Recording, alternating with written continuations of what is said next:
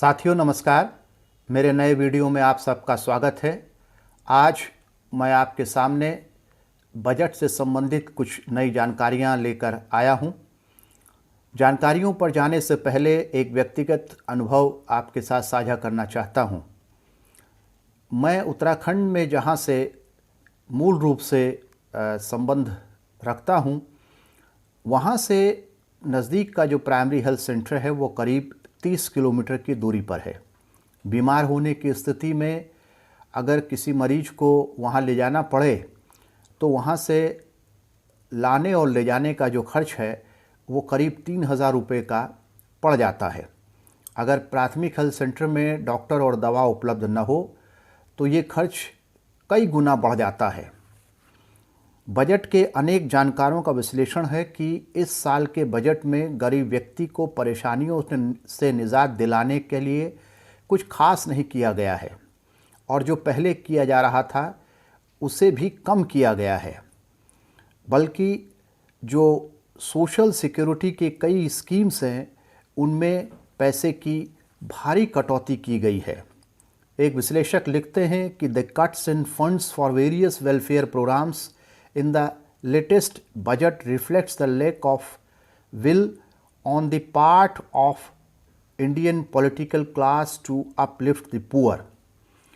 अगर हम इस साल के यानी 2023 की ऑक्सफैम रिपोर्ट पर नज़र डालें तो भारत के संदर्भ में वह किन तथ्यों को हमारे सामने रखती है। ऑक्सफैम की इस साल की रिपोर्ट का टाइटल है सर्वाइवल ऑफ द रिचेस्ट। इसको अगर आसान भाषा में कहें, जो अमीर होगा वही जिंदा रहेगा।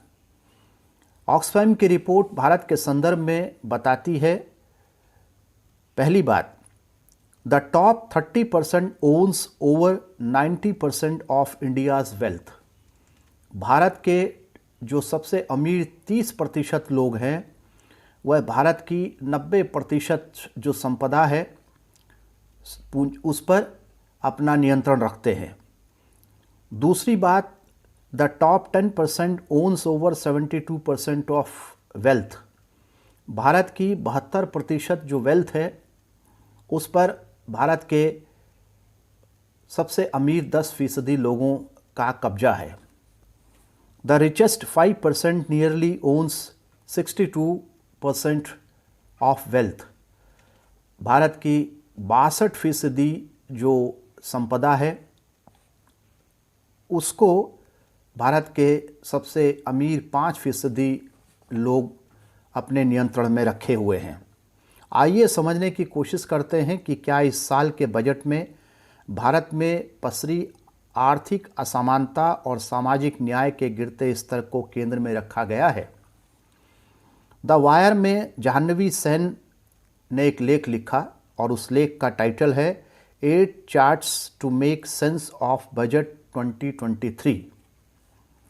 वे लिखती हैं, the planned expenditure on health has gone up for the upcoming year to ₹88,956 crores। What is worth noting is that the revised estimate for the last year is substantially lower than what was planned। वे कहती हैं कि इस साल जो health पर budget है वह पिछले साल की तुलना में कुछ ज़्यादा है, और ये ज़्यादा कितना है, 2.7%। लेकिन वो ये भी बताती हैं कि पिछले साल बजट के लिए हेल्थ के बजट में जितना पैसा रखा गया था उसकी तुलना में जो खर्च किया गया है वह काफ़ी कम था। तो देखना यह है कि इस साल जो हेल्थ पर 2.7% की बढ़ोतरी की गई है, खर्च कितना होता है। टाइम्स ऑफ इंडिया की एक रिपोर्ट बताती है कि 2021-22 में भारत के जो कम्युनिटी हेल्थ सेंटर्स हैं, जो ग्रामीण क्षेत्रों में ज़्यादातर जो काम करते हैं, उनमें 80% मेडिकल जो स्पेशलिस्ट हैं उनकी कमी है। यानी कि अगर इन प्राइमरी हेल्थ सेंटर्स में 100 मेडिकल स्पेशलिस्ट की ज़रूरत है, डॉक्टर्स की ज़रूरत है, तो कुल 20 ही डॉक्टर्स जो हैं इन प्राइमरी हेल्थ सेंटर्स में हैं। ऐसी स्थिति में जब पूरे ग्रामीण क्षेत्रों में जो डॉक्टर्स हैं और पैरामिलिट्री मेडिकल स्टाफ हैं और दूसरा सपोर्टिंग स्टाफ है उसकी भारी कमी है, ऐसे में 2.7% की जो वृद्धि है पिछले साल की तुलना में, वह है हेल्थ के क्षेत्र में कितना जो है फ़र्क ला पाएगी पॉजिटिव सेंस में। जाह्नवी सेन अपने ही इस लेख में बताती हैं कि जो इस साल का प्लान बजट, जो पिछले साल का जो प्लान बजट था शिक्षा में, वो 8% ज़्यादा है। लेकिन सवाल यह है कि खर्च कितना होता है। पिछले 2 साल का आंकड़ा बता रहा है कि प्लान बजट की तुलना में खर्च किया गया बजट कम रहा। In the last 2 financial years, the government actually spent less on education than it had originally planned. इस साल शिक्षा के लिए 1,12,889 करोड़ रुपए का बजट रखा गया है, लेकिन इसमें से वास्तव में कितना खर्च होगा, इससे पता चलेगा कि सरकार शिक्षा के प्रति कितना संजीदा और हुई है। अब आते हैं हम एक और मुख्य बिंदु की तरफ। अभी हमने थोड़ी सी बात की स्वास्थ्य और शिक्षा के बारे में, अब हम बात करते हैं सोशल सिक्योरिटी के कुछ और मुद्दों पर। द वायर में जीन रेज और रितिका खेड़ा ने एक छोटा सा लेख लिखा और उसमें रितिका खेड़ा ने एक जो है चार्ट पेश किया है। इस चार्ट के जरिए वो बता रही हैं कि जो सोशल सिक्योरिटी स्कीम्स हैं इस साल के बजट में वो वही पहुंच गई हैं जहां पर 20 साल पहले थीं। ये स्कीम्स हैं NREGA, social security pension, child nutrition programme और मैटरनिटी बेनिफिट। इस चार्ट को हम अगर देखें, जो आपको अपने स्क्रीन पर भी दिखाई दे रहा है, तो आपको पता चलेगा कि 20 साल पहले नरेगा में जितना बजट जीडीपी का खर्च होता था, इस साल के जो बजट में जीडीपी का हिस्सा नरेगा को उससे भी कम मिला है। यानी नरेगा में 20 साल पहले सरकार जीडीपी का जो हिस्सा दे रही थी, 20 साल के बाद यानी 2023-24 में उससे भी कम जो है वह दे रही है। और यही हाल जो बाकी की जो सोशल सिक्योरिटी स्कीम्स हैं उनका भी हो रहा है। द वायर में ही वर्णा श्री रमन ने एक लेख लिखा है और उसमें वो बताती हैं कि इस साल का जो मनरेगा का बजट है वह पिछले साल की तुलना में जो मनरेगा पर खर्च किया गया उसकी तुलना में जो इस बार का जो बजट एस्टिमेट है वह 33% कम हो गया है।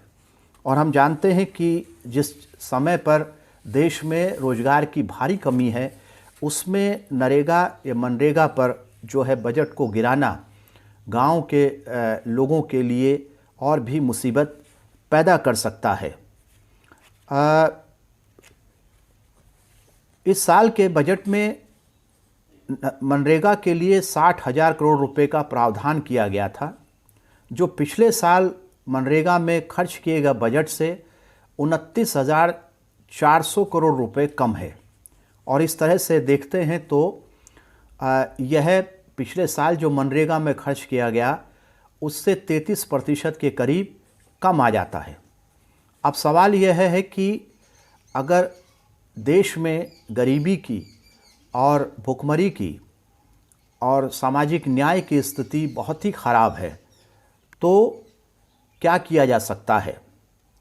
ऑक्सफैम जो रिपोर्ट है वह 4 तरह के सॉल्यूशंस सामने रख रही है, जिसमें वो कहती है कि अगर ये 4 प्रकार के जो सॉल्यूशंस हैं, समाधान हैं, उनको अपनाया जाए तो एक स्तर पर जो इकोनॉमिक इक्वालिटी है और सोशल जस्टिस है उसको काफ़ी हद तक पाया जा सकता है। तो ये 4 जो रास्ते हैं, सॉल्यूशंस हैं, वो क्या है। पहला है taxing the wealth of the richest 1%। जो सुपर रिच हैं, जो सबसे जो है ज़्यादा अमीर हैं 1% लोग, उन पर टैक्स में बढ़ोतरी की जाए। दूसरा है easing the tax burden on the poor and the marginalised. जो गरीब हैं और जो हाशिए पर रहने वाले लोग हैं, उनके ऊपर जो टैक्स का बर्डन है उसे कम किया जाए। अब हम सोच सकते हैं और बहुत सारे लोग सवाल ये पूछ सकते हैं कि नौकरियां तो बहुत कम हैं और बहुत सारे लोग हैं जो टैक्स देते हैं, लेकिन जो इनडायरेक्ट टैक्स है जैसे जीएसटी है, वह तो भारत का गरीब से गरीब व्यक्ति भी देता है। कोई अगर नमक की थैली भी खरीदती है, सिलाई मशीन के लिए सुई भी खरीदती है, तो उसमें भी जीएसटी दिया जाता है। तो जब वो कह रहे हैं कि जो गरीब पर और जो मार्जिनलाइज तबका है उस पर टैक्स का जो भार है उसे कम किया जाए, तो उनका इशारा जो है ज़्यादातर जो इनडायरेक्ट टैक्सेस है उनकी तरफ है। तीसरा रास्ता वो बताते हैं improving access to public services like health and education. हम जानते हैं कि अगर हेल्थ पर सरकार खर्च नहीं करती है और हेल्थ जो है अपनी पॉकेट से खर्च करना पड़ता है बीमारी की हालत में, और शिक्षा पर भी अपनी पॉकेट से खर्च करना पड़ता है, तो ऐसी स्थिति में बहुत सारे लोग गरीबी की रेखा से नीचे चले जाते हैं। तो अगर सरकार हेल्थ पर और एजुकेशन पर अपना जो खर्च है वो बढ़ाती है, तो बहुत सारे लोगों को वह गरीबी की रेखा से नीचे जाने से रोक सकती है।